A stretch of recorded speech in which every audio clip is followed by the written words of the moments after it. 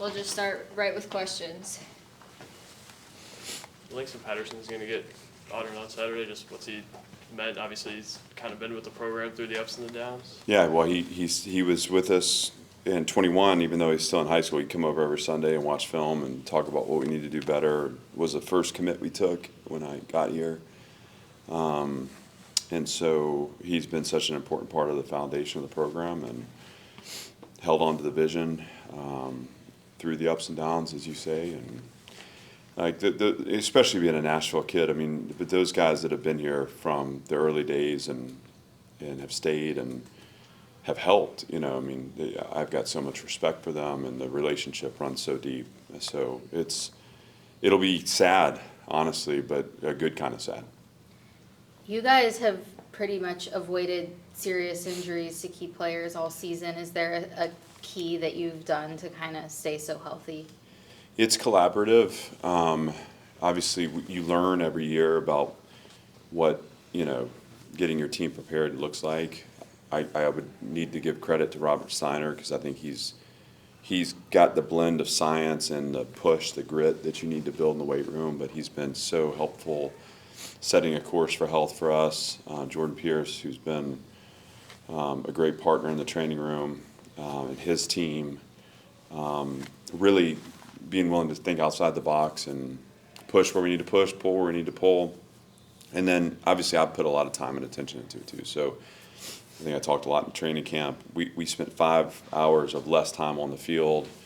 The opening 6 games in a row, we were really intentional about how we practiced. And then our guys know how to practice. So they've taken ownership and accountability. They've poured into their bodies and their recovery. And it's a collaborative effort, but it's something that's helped us. And hopefully we can stay healthy and have a great chance in this stretch run. Just building off of that, Coach, have you made any specific changes to the practice schedule or practice intensity from last year? And do you feel like that's made an impact not only in the ability to stay healthy, but also your ability to close out games with fresher legs, like in the fourth quarter? Depth helps that. So the more people that we play, I just don't want to lose that part of it too.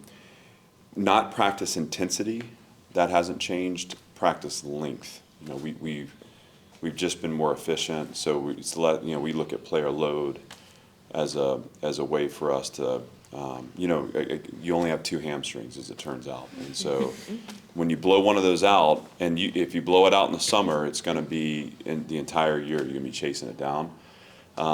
So we've just taken measures to pay attention to high-speed yardage and move drills around in a way that protect those soft tissue issues in the lower body that can be so troubling. So a lot of attention put to that, and we've kind of found the right mix, but not sacrificing the physical parts of practice, the intense parts of practice. I know this is a broader question, the nature of the coaching carousel. Like, I think there's a lot of rumors and speculation that gets spread. How transparent do you feel you have to be with that with the guys? Do you feel like you can kind of insulate them from that otherwise? Just how do you kind of approach all of that? My fight is for this program first, and they know that. I mean, we don't talk about anything external, but we stay focused on where we are, who we are, the climb we're on, and they've been incredible that way. So you got to be careful sometimes with how, rumors can start and where they come from. And I think once you start addressing one, you almost leave yourself susceptible to having to address all of them. And then what have we done? We brought external to the internal, and we've lost our focus. So the fight remains for this program. This is a critical point in time for Vanderbilt football. I do feel that way, and it's a time for push and for big vision and launching point forward. For me, my role requires that every day that I am where my feet are and that I'm pouring into this team in ways that they feel my focus and feel my intentionality, and we haven't had any issues that way. I know that after the Auburn game, you mentioned having a mature team. Like, is there more trust now that they'll be able to drown out external stuff, whether it be playoff stuff or anything like that, just because they are older, they've kind of been through it before? Yeah, I think they're older, and we've made agreements here. You know, we've made commitments and promises to each other, and that's really. I mean, none of us have been through this specific situation. You know, just because. I mean, this is the first time at Vanderbilt, and yeah, it's unique. So those promises, those commitments, those agreements we made, we carry forward. And the thing when you start to make those in January, you know, they're not conditional. You know, but hey, if we get really close, then we can become distracted. Or hey, if we, whatever. It's like we're going to do this no matter what, no matter the circumstances. Come good or come hard.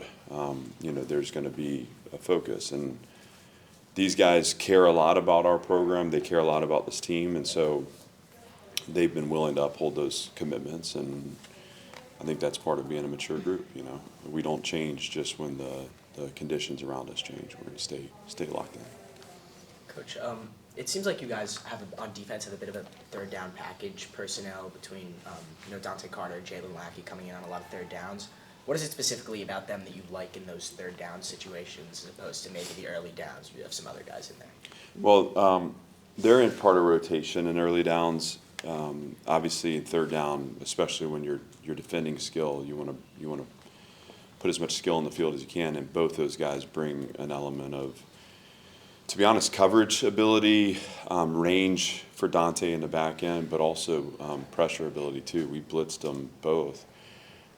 They're both young players, so they're still learning, you know, and not every snap is exactly the way you want it, and that's cost us at times. But I think I see their performance tightening, and I see the experience, the snap experience they've accrued. I see that benefiting them. So third down is about how dynamic you can become when you get in those third and longs, where you have the ability to pressure, where you need to be sticky in coverage, and so you're just looking to get your best athletes out there.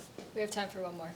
For you guys outside. Go ahead. Richie Hoskins, an interesting story here. I think kind of embodies a lot of what you guys have built. Just what has he meant? What is it going to mean to see him be honored Saturday? Well, I mean, he's a two-time captain. He's like a definition of a misfit. You know, it's a guy who went to Middlebury College as a freshman. I'm not sure how they let him go, but we're certainly glad they did. You know, he came here as a walk-on. He earned a scholarship. He's been as consistent an on-field performer as we've had. I mean, I just feel like every play he seems open, and every time he's open, he seems to make the catch. But he's helped really. He's stitched into the fabric and the culture of who we are, and so my connection with Richie will be in that kind of shared vision, the shared sacrifice for the vision.